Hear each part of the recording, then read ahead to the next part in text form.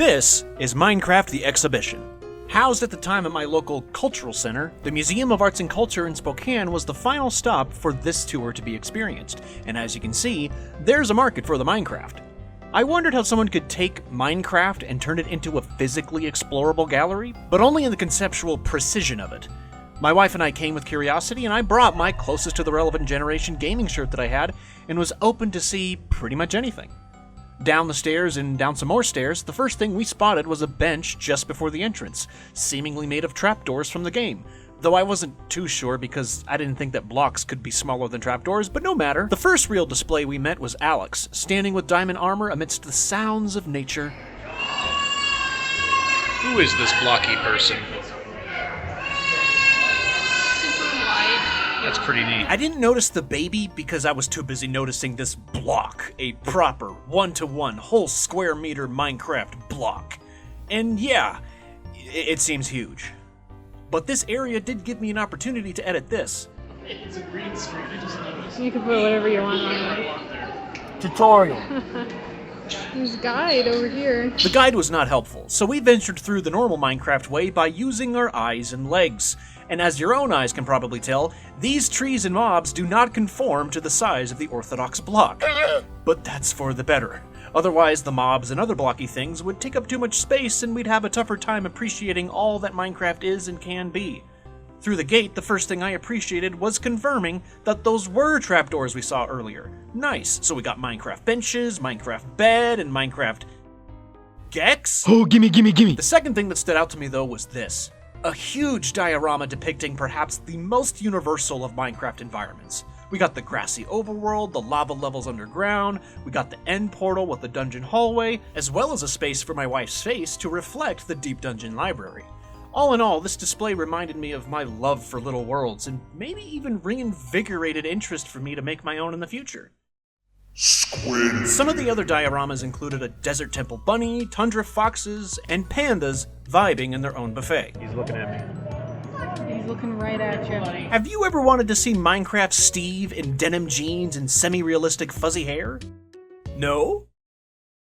I'm not apologizing, even if you ask me. Minecraft would barely be mine without the craft, and the kids got a kick out of the crafting areas in that wider room. Above the diamond hoe were some stairs used as ceiling decor, and they even worked around the fire alarm, for quite appropriate reasons. One of the coolest things there was this kinetic hand-tracking block-breaking demo. You pick up a tool, break blocks awkwardly, standard gimmicky stuff that someone at the right age would get a lot more out of than I did. Though it did have its moments. There was another workbench like this one to the right of the furnace block where you could place tiles of diamond, wood, or stone, and of course sticks, and then you make tools and can hold them in the hologram. I didn't end up doing this myself, the line was a bit long for that, and full of youngins, as was the line for this station, so I even stepped back from here before I finished so that an actual child could take part. After all, that was the focus of the exhibit. What do the kids enjoy, like a life-size skeleton archer or even an exploding creeper? Now, this display was clever. You cannot see the creeper very well in this dark crevice of the wall, but while you're looking at other things, it explodes. That, or there's a sensor with a stubborn trigger because, as you can probably tell, this is taking a while. Even this little guy barely sees it. Watch what happens the second he turns his head. It's clever, but short-lived. The display serves its purpose too fast to really linger there, as you would linger in a standard art exhibit. And if you're wondering why the head of children are pixelated in a boxy form in this video, legal reasons. It's because they're minors. No, wait. Honestly though, this is the vibe of the exhibit. Oh, that's neat. So it makes for a great date with someone you love. But as you take in pretty much all the displays once, you can say to yourself immediately, okay, I get it. That's especially how I felt when seeing the paintings from the actual game. Ah, yes, that's what they look like. And then I get reminded what it's all for, engaging kids in a way that art galleries typically don't, welcoming and validating all kinds of people, and of course, promoting creativity. Just as long as the brand gets promoted just as strongly. This whole display is just merchandise. Merch you could be buying, not ogling. Now, look, I'm for advertising. In fact, I find there's a necessary art to advertising, but this display in particular just felt too shallow for me to appreciate, given that we spent $20 per ticket and most attendees could have experienced the entire exhibition in less than an hour. But hey, look, it's a fuzzy panda, and hey, it's a fuzzy cow. I'm not gonna lie, these are pretty fun. And if I'm being honest, there was one statue that stood out like no other. It had such an imposing posture and dark symmetry to it that I felt like I couldn't take my eyes away from it. The sensation was this peaceful fear, like assurance with weariness, safety with a veneer of peril, like my debt could be taken care of, but my left and right kneecaps might be manually swapped at any moment. Needless to say, this piece left me permanently impacted, and given that nothing happened when I looked away, I fully expect to be in immediate mortal danger for the rest of my life. But what about other people's lives?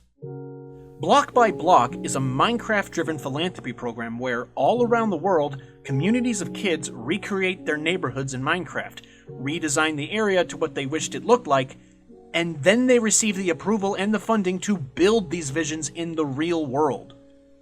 It's an ingenious idea that worked in many of these communities. One particular community featured in the exhibit was from Hanoi, Vietnam. This team of teen girls used Minecraft to visualize the problems and potential dangers they faced when walking themselves to school. Simulating their world led to solving some of its problems, even when it's as simple as lighting a tunnel so it's not too dark. A safer, optimized commute could mean the world to these students. And it's a world they got to shape.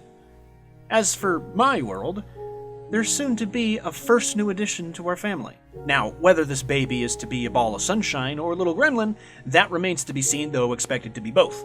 And if being among excitable children has shown me anything, it's their innate ability to speak the most inspiring, the most profound, and the most foolish things you could ever imagine. So, finished with the exhibition, my wife and I chose to check out the gallery in the other building. Beautiful birds painted by Sheila Evans, capturing the purity and the complexity of various avian species.